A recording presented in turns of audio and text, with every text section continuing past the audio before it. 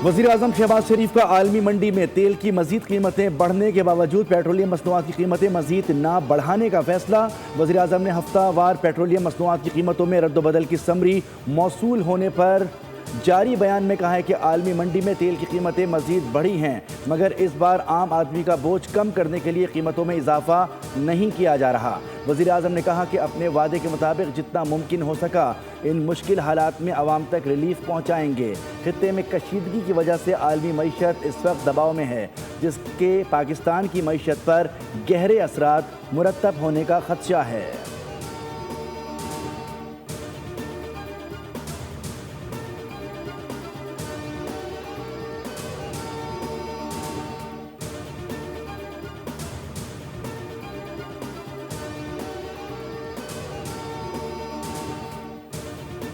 वज़ीर-ए-आज़म पाकिस्तान और field marshal Syed Asim Munir, chief of army staff और चीफ ऑफ डिफेंस फोर्सेस की सऊदी वली अहद से अहम मुलाकात।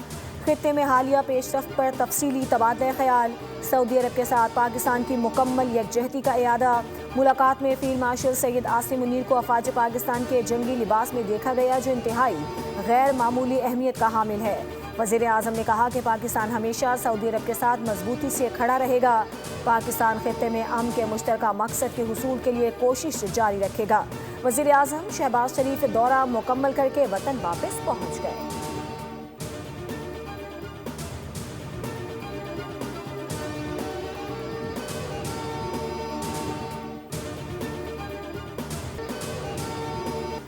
ईरान के खिलाफ फ़िज़ाई बमबारी के दौरान अमरीकी तैयारा मगरबी इराक में गिरकर तबाह, सवार 6 अमरीकी फ़ौजी मारे गए। अमरीकी सेंट्रल कमांड ने तस्दीक कर दी, कहा कि ईंधन भरने वाले तैयारे के नुकसान से आगाह हैं। वाक़या ऑपरेशन एपिक फ्यूरी के दौरान पेश आया। एक तैयारा मगरबी इराक में गिरा और दूसरा बाहिफाजत लैंड कर गया। तहकीकात जारी हैं।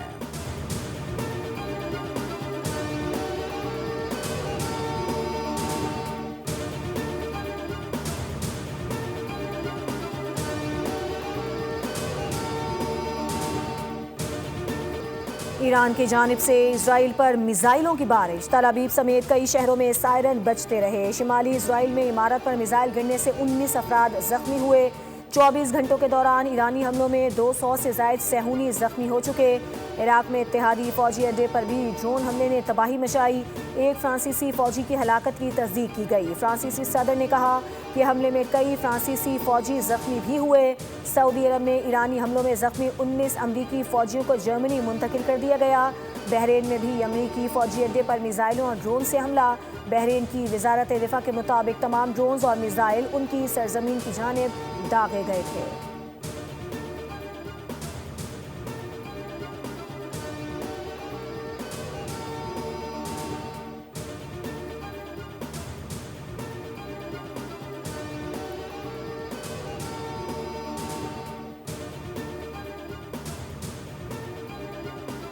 इसराइल के ईरान पर वसी पैमाने पर नए हमले शुरू। 24 घंटों में ईरान के 200 से ज़ायद अहदाफ पर हमलों का दावा। तेहरान और दीगर शहरों में धमाके। इसराइली फ़ौज ने कहा कि ईरानी हुकूमत के इंफ्रास्ट्रक्चर को निशाना बनाया जा रहा है। इसराइली फ़ौज ने ईरान में न्यूक्लियर प्रोग्राम की अहम साइट्स को भी निशाना बनाया। तेहरान के करीब तालकान में वाक़ साइट को जंगी जहाज़ों ने निशाना बनाया। यूनिसेफ ने कहा है कि जंग के आगाज़ से अब तक खित्ते में 1100 से ज़ायद बच्चे हलाक या ज़ख्मी हो चुके हैं। इनमें 200 बच्चे ईरान, 91 लबनान, 4 इसराइल और एक बच्चा कुवैत में मारा गया। लबनान पर इसराइली हमलों में रात से अब तक 8 अफराद जाँ बहक हो गए।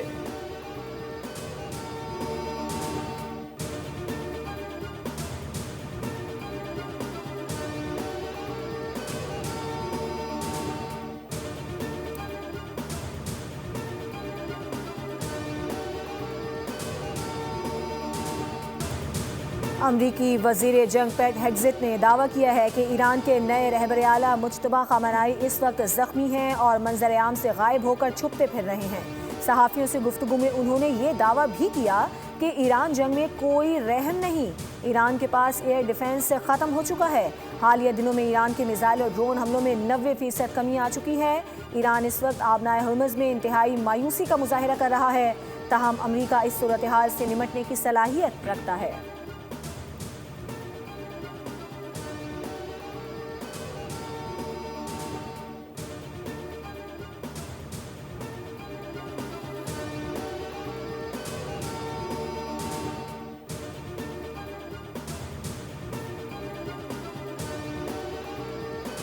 मशरिक़ वस्ती में जंग के बायस अमरीका ने आर्जी तौर पर रूसी तेल पर आयद पाबंदियाँ उठा लीं। अमरीकी अखबार के मुताबिक अमरीकी वज़ीर ख़जाना स्कॉट बेसेंट का कहना है कि रूसी तेल पर पाबंदियों की ये छूट 11 अप्रैल तक रहेगी। इस इक़दाम से रूस को फ़ायदा हो सकता है। रूसी तेल की सप्लाई गुज़िश्ता हफ्ते 16 लाख बैरल बढ़कर 2.17 करोड़ बैरल रही। चीन ने रूस से 1.24 करोड़ बैरल तेल खरीदा। तुर्की की बंदरगाहों पर रूसी तेल की तरसील 7 लाख बैरल रही।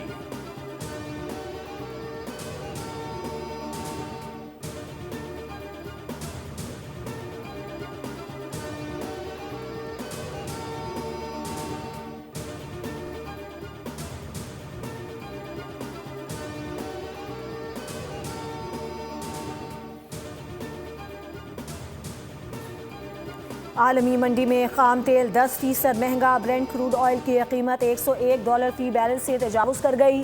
पाकिस्तान स्टॉक मार्केट में मंदी पर कारोबार का अख्ताम। दिन भर स्टॉक मार्केट में उतार चढ़ाव रहा। कारोबारी हफ्ते के आखिरी दिन इंडेक्स में 555 पॉइंट्स की कमी रिकॉर्ड हुई। 100 इंडेक्स में 1,53,866 पॉइंट्स पर बंद हुआ। एशियाई मार्केट्स में भी मंदी का रुझान। जापान की निकाई इंडेक्स 1.32% गिर गया। जनूबी कोरिया और हांगकांग की मार्केट्स में भी मंदी।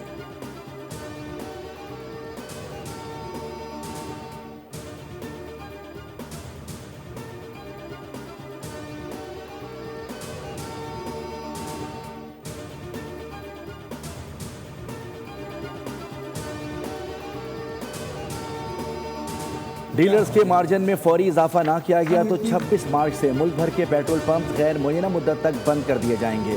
पेट्रोलियम डीलर्स एसोसिएशन ने बड़ा ऐलान कर दिया। एसोसिएशन के चेयरमैन अब्दुल समी खान और वाइस चेयरमैन तारिक हसन का कराची में प्रेस कॉन्फ्रेंस में कहना था कि पेट्रोल की कीमत बढ़ाकर ऑयल मार्केटिंग कंपनियों को फ़ायदा पहुँचाया गया, जिसके खिलाफ अब डीलर्स मुज़ाहमत करेंगे।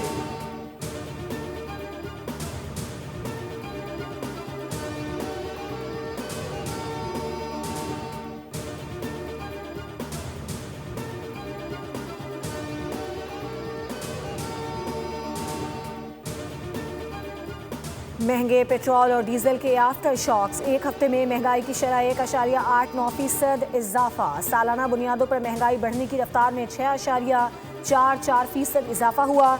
51 अशिया ज़रूरिया में से 14 अशिया महंगी, 9 सस्ती, जबकि 28 की कीमतें मुस्तहकम रहीं।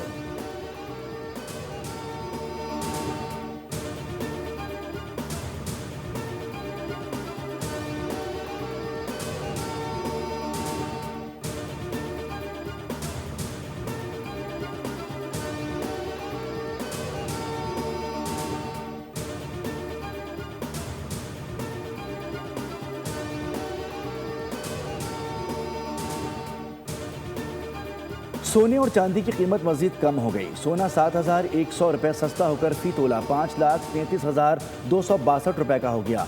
आलमी मार्केट में $71 कमी फी ऑन सोना $5,105 पर आ गया। चांदी की फी तोला कीमत 324 रुपये कम होकर 8,851 रुपये पर आ गई।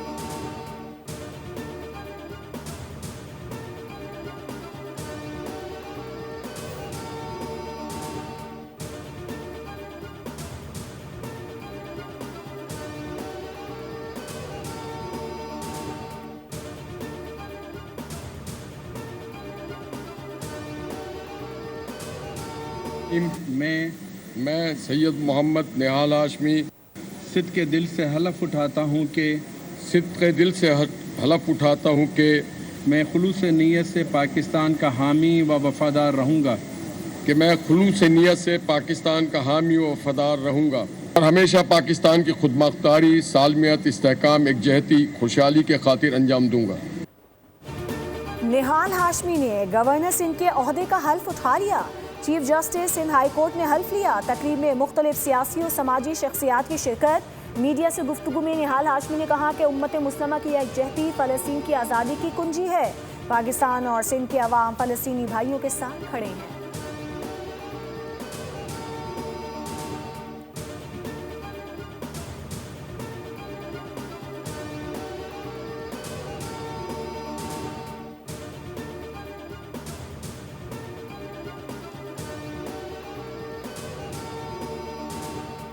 हुकूमत ने कामरान टिसोरी की तब्दीली के लिए नवंबर 2025 में MQM को आगाह कर दिया था। वज़ीर आज़म हाउस ने खालिद मकबूल सिद्दीकी और कामरान टिसोरी को आगाह किया था।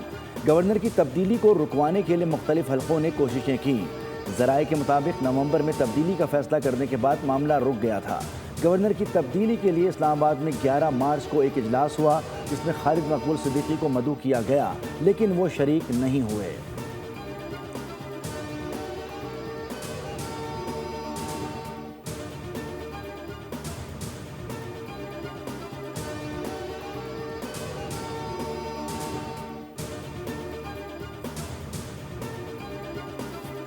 कराची पोर्ट से मुत्तहदा अरब अमारात के लिए नई फीडर सर्विस का आगाज़। कराची गेट पे टर्मिनल से फुजेरा और खौरफिकन के लिए बाकायदा शिपिंग सर्विस शुरू कर दी।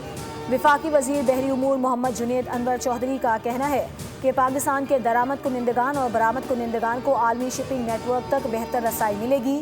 कराची पोर्ट के इलाकाई बंदरगाहों से राब्तों में नुमाया इजाफा होगा। पहला feeder ship Karachi gateway terminal पहुंच चुका है। नई सर्विस से पाकिस्तान की सप्लाई चेन को इस्तेहकाम मिलने की तवक्को है।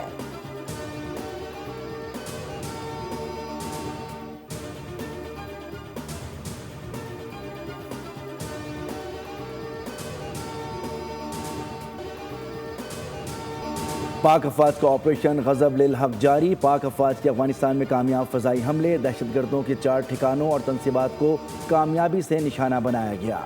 पाक अफवाज ने काबुल में 313 कोर के इंफ्रास्ट्रक्चर को तबाह कर दिया। कंधार में तरावो दहशतगर्द कैंप्स को भी कामयाबी से निशाना बनाया गया। कंधार में एयरफील्ड की ऑयल स्टोरेज साइट और लॉजिस्टिक इंफ्रास्ट्रक्चर तबाह हुआ। सिक्योरिटी ज़राए के मुताबिक ऑपरेशन अहदाफ के हुसूल तक जारी रहेगा।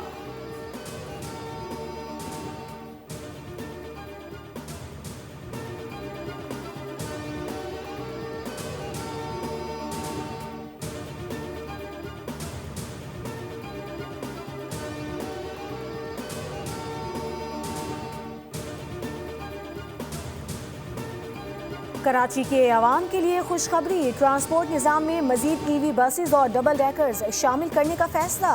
सिंध के सीनियर वजीर शर्जील इनाम मेमन कहते हैं सिंध हुकूमत की जानिब से कराची में EV बसेस के नए रूट्स ईद से कबल और दीगर अज़्ज़ा में ईद के बाद शुरू करने का फैसला किया गया है।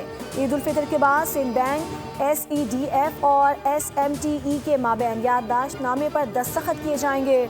सिंध हुकूमत आवाम को मयारी, सस्ती और माहौल दो सफरी सहूलियात फराहम करने के लिए मुसलसल इक़दाम कर रही है।